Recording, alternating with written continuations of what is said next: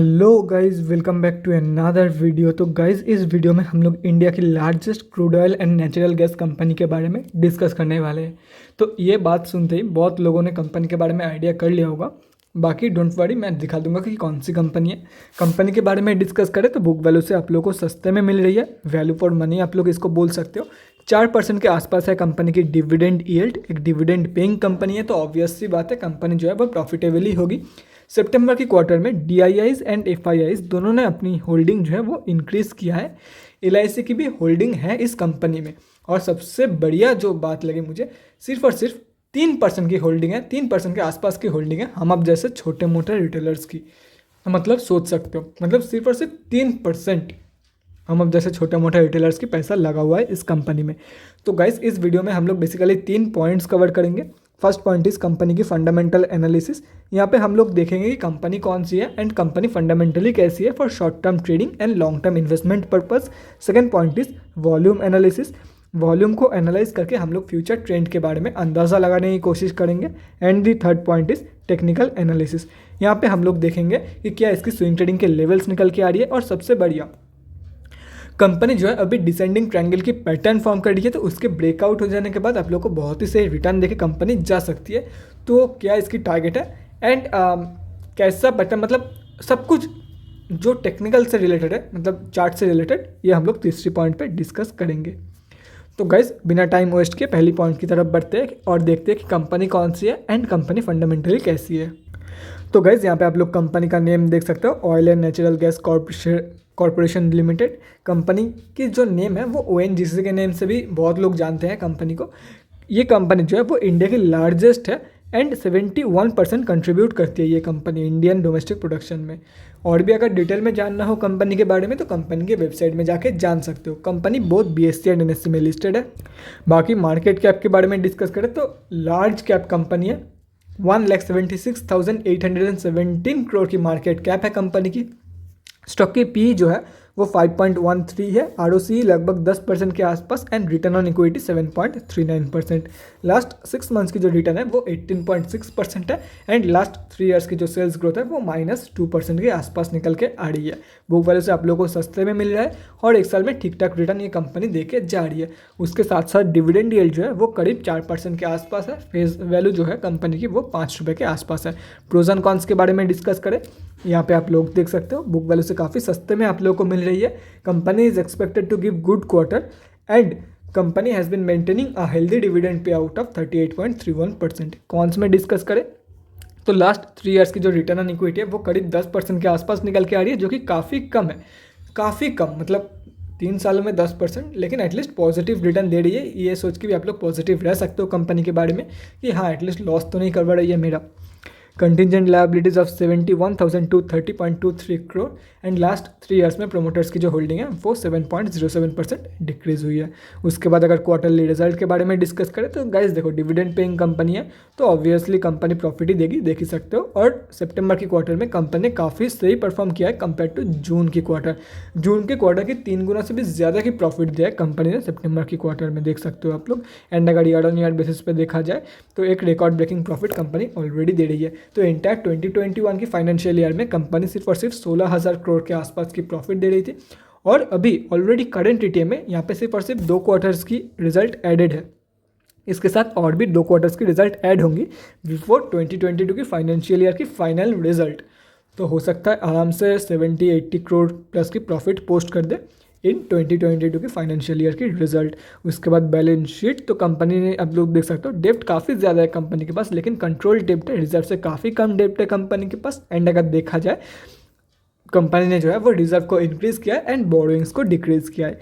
उसके बाद अगर देखा जाए कैश फ्लोज के बारे में तो गाइज यहाँ पे सॉरी फॉर दैट गाइज, यहाँ पे सितंबर क्वार्टरली की कोई भी अपडेट नहीं है, देख सकते हो। कैश फ्लोज में एक सेकंड दिखाया था, कहाँ गया, sorry for that again guys. September quarterly की कोई भी अपडेट नहीं है तो कुछ कह नहीं सकते। हो सकता है पॉजिटिव में हो कैश फ्लो, हो सकता है ना हो, तो कुछ कह नहीं सकते विदाउट इन्फॉर्मेशन। अगर मैं कुछ बोलता हूँ अगर गलत हो जाता है तो उससे अच्छा कैश फ्लो को इग्नोर करो। अभी प्रोमोटर्स की होल्डिंग कम हुई है, लेकिन अगर देखा जाए तो end of the day public से ही माल उठाया गया है, देख सकते हो। FIIs एंड DIIs ने ज़बरदस्त बाइंग किया है लास्ट 3 ईयर्स में और प्रोमोटर्स से ही खरीदा गया है। एक ही प्रोमोटर है कंपनी की, वो है प्रेसिडेंट ऑफ इंडिया। FIIs में देख लेते हैं किस किस की होल्डिंग है, तो यहाँ पे मेंशन नहीं है FIIs में किसकी होल्डिंग है। तो यहाँ पे देख सकते हो LIC की होल्डिंग है करीब 10.5% के आसपास, ICICI प्रूडेंशियल इक्विटी एंड डेब्ट फंड की होल्डिंग है, CPSE एक्सचेंज ट्रेडेड स्कीम की होल्डिंग है। बाकी अगर पब्लिक में देखा जाए तो IOC की होल्डिंग है and GAIL GAIL India limited की होल्डिंग है 2.45। अगर ये सब कुछ आप लोग कैलकुलेट करते हो तो हम आप जैसे छोटे मोटे रिटेलर्स की जो होल्डिंग है वो 3.35% निकल के आ रही है इस कंपनी में। अभी हम लोग डिस्कस करते हैं कि कंपनी एक्चुअली फंडामेंटली कैसी है।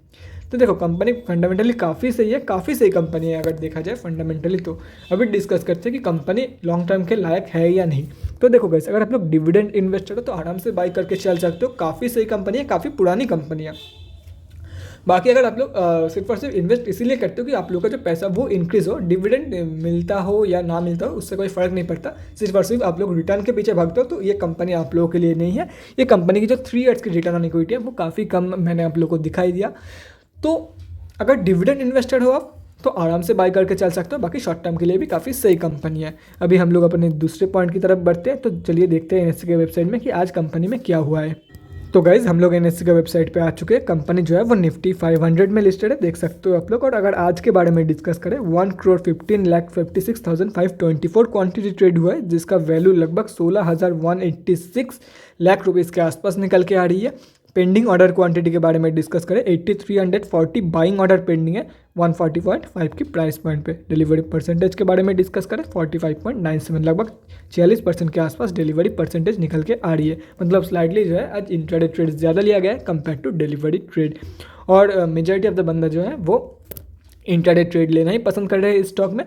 कोई भी बंदा अभी मतलब पोजीशन बनाने के लिए रेडी नहीं है, मतलब हाँ रेडी तो है लेकिन इतनी भी ज़्यादा नहीं है। मेजॉरिटी जो है वो इंट्राडे में ही ख़त्म करना चाहता है बात को।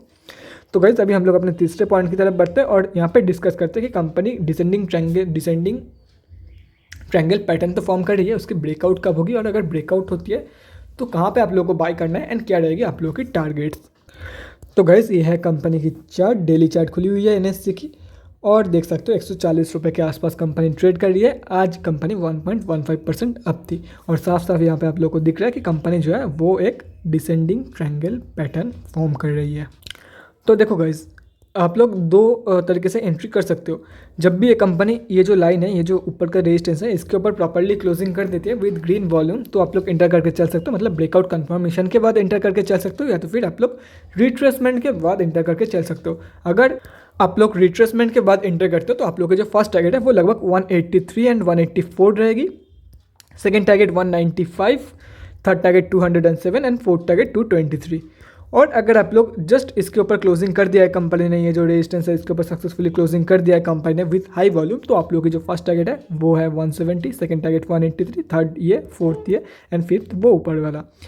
तो बहुत लोग पूछ सकते हैं भाई ऐसा क्यों, जब रिट्रेसमेंट के बाद बाय कर रहा हूँ तब ये टारगेट क्यों नहीं है। तो देखो गाइस इसका एक सिंपल से रीज़न है। रिट्रेसमेंट मतलब 99%, चलो 99% बहुत ज़्यादा होगा, 90% है ब्रेकआउट कंफर्म। रिट्रेसमेंट अगर ब्रेकआउट के बाद दे रही है कंपनी, एक रेंज की ब्रेकआउट के बाद अगर या तो फिर पैटर्न की ब्रेकआउट के बाद अगर कंपनी रिट्रेसमेंट दे रही है तो मतलब 90% कंफर्म है कि कंपनी जो है वो ब्रेकआउट दे दिया है। और जब भी कोई भी कंपनी अपने पैटर्न को, मतलब पैटर्न जो भी पैटर्न फॉर्म कर रही होगी वो कंपनी, चाहे असेंडिंग ट्रायंगल हो, डिसेंडिंग ट्रायंगल हो, कोई सा भी अगर पैटर्न की ब्रेकआउट होती है, चाहे वो ऊपर की तरफ हो या नीचे की तरफ, उसकी जो हाई अगर ऊपर की तरफ होती है तो उसकी जो हाई एंड अगर नीचे की तरफ होती है तो उसकी जो लो है उसके नीचे ज़रूर क्लोज करेगी। तो इसकी ये कंपनी जो है वो नीचे की तरफ गिर रही है, इसकी हाई जो है वो लगभग 170 के आसपास निकल के आ रही है। तो ऑब्वियसली बात है रिट्रेसमेंट मतलब ब्रेकआउट कन्फर्मेशन टोटली, तो इजीली जो है इसके ऊपर कंपनी क्लोजिंग करेगी ही करेगी क्योंकि ये ब्रेकआउट की रूल है। और अगर आप लोग नॉर्मली विदाउट रिट्रेसमेंट बाय करते हो तो एज सच भी मतलब हाँ वहाँ पे 60-40 चांसेस, 55-45 रहता है, 60-40 भी नहीं, बहुत ज़्यादा हो गया, 55-45। अगर विदाउट रिट्रेसमेंट रहती है तो मतलब 45% चांस रहता है कि वो एक फेक आउट है एंड कंपनी जो है कहीं से भी बीच से लौट सकती है।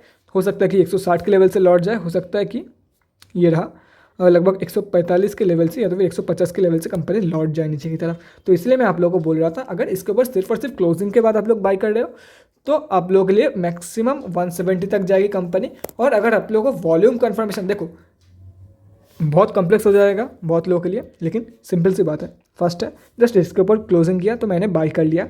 आप लोगों के लिए कहीं से भी नीचे गिर सकते हैं, तब बाई बिल्कुल भी मत करना, सिर्फ और सिर्फ इसके ऊपर क्लोजिंग कर दिया।